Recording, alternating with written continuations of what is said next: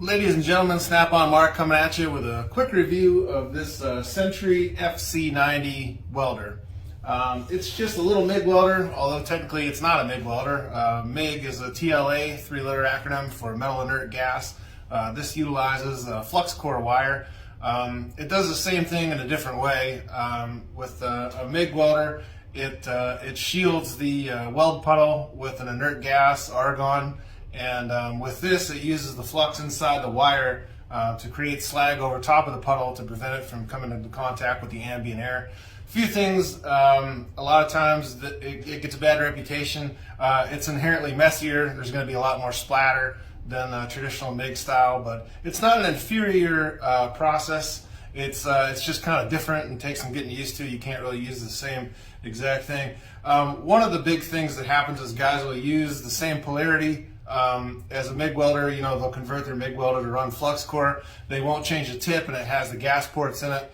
And also, like I said, it runs backwards. It'll have your wire feed is actually negative with the flux core process.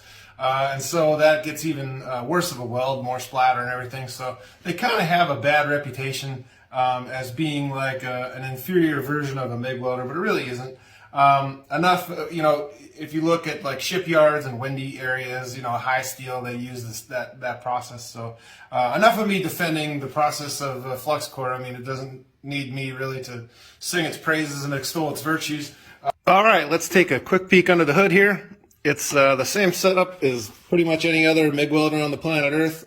This one's got it on top, which is kind of nice. You have gravity working in your favor. It's got the cheat sheet for the various metal thicknesses and its suggested settings.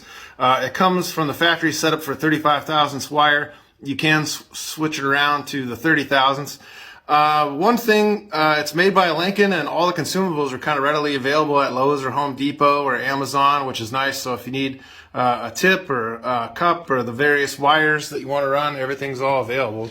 If you can see the control panel here, it's got infinitely variable adjustments for the voltage and the wire feed, which is nice. On some of the cheaper ones, it just has like, you know, a low or a high range for the voltage. So pretty nice little unit. And like I mentioned, it comes set up strictly for flux core, so you don't have to worry about getting a special tip or anything. The gun, I mean, it's a cheaper gun, obviously, but I mean, you get what you pay for. For the do-it-yourself or at home, it's kind of perfect.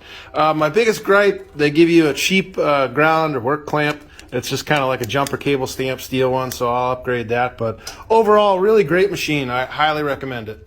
All right, guys, happy wrenching.